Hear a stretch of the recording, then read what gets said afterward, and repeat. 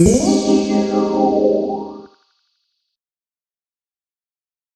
hi Mad, thanks for coming tonight and also doing this interview.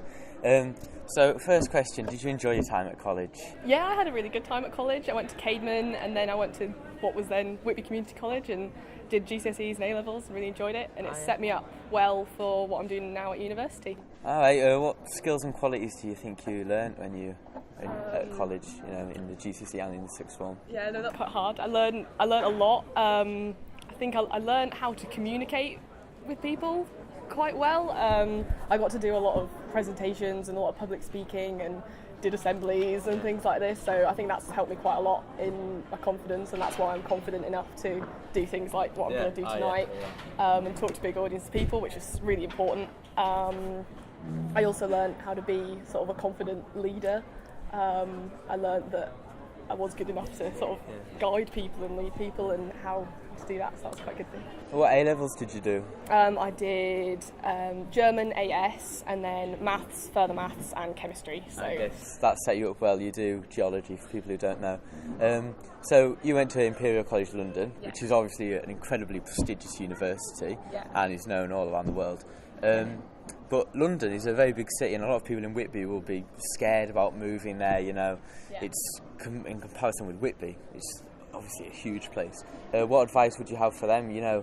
Is it worth going there? Is it still fun? Yeah, well, I'm in my fourth year now, and I absolutely love London. There's always something going on. There's always new people to meet. There's always things to go and do. One of the most important things when you're thinking about London is it might sound really big and scary, and you might have visited it and it's all hustle and bustle in Westminster and in the middle of the city, but I don't live in the centre of London. You've got to split London up into lots of little villages that all have their own personality.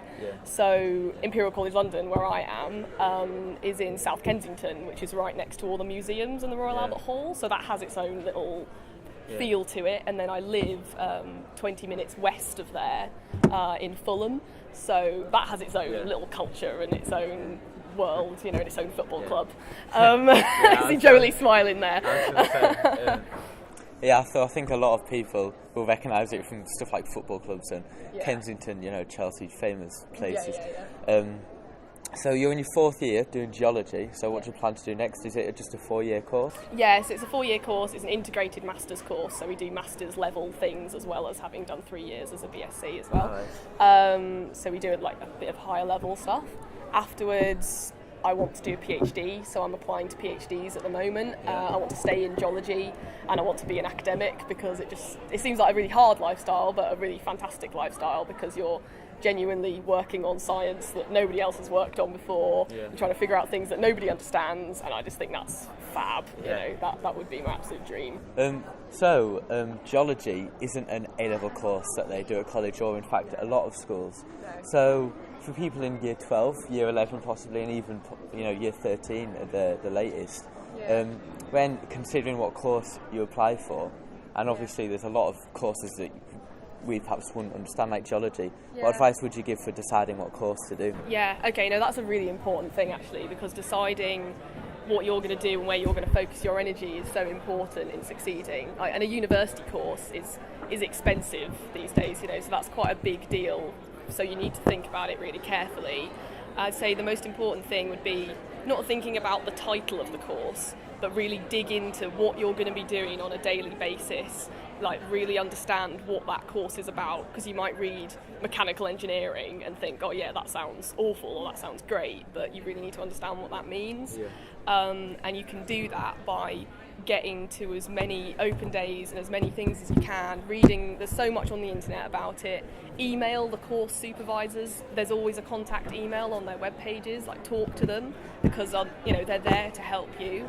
Another thing you can do is there's loads of free summer schools at universities, like Sutton Trust sort of stuff, the unique summer schools at Oxford, and most universities have some kind of taster days or weekends. So just trawl the internet. You can spend hours just looking for things, and then you find one thing, and then that can be the thing that changes what you want to do. So just get really well informed, understand what you're talking about. you said about open days, and obviously it's not just courses you have to decide about, it's the place. And you said you chose London, it's a massive place, there's always something to do.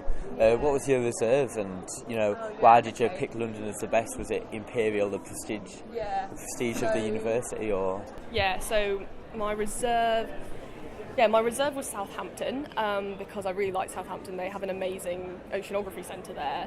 But I also almost went to Oxford. I did my student finance for Oxford, I was going to go.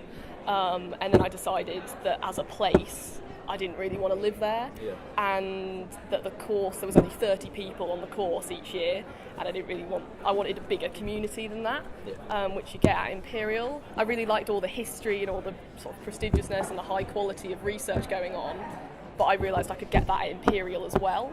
So again, you just really need to understand the place that you're thinking about and not just make assumptions based on what other people think. You need to think about what's right for you, and that's what I did. Great stuff. Okay, thanks Maddie for joining us. Very interesting. I'm sure it's helped a lot of people. Great, thank you.